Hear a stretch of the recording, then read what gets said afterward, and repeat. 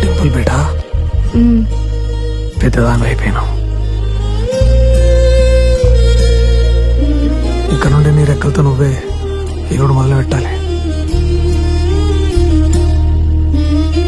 చూడు బేటా, జీవితం ఎప్పుడు ఒకే తీరులు ఉండదు. గెలుస్తుంటాము, ఓడుతుంటాము.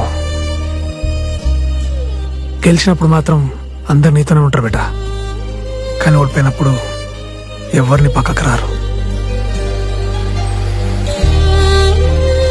జీవితం అంటే అట్లే ఉంటది బేటా, పడుతుండాలి, లేస్తుండాలి. కానీ ఒక మాట మాత్రం గట్టిగా యాదించుకో,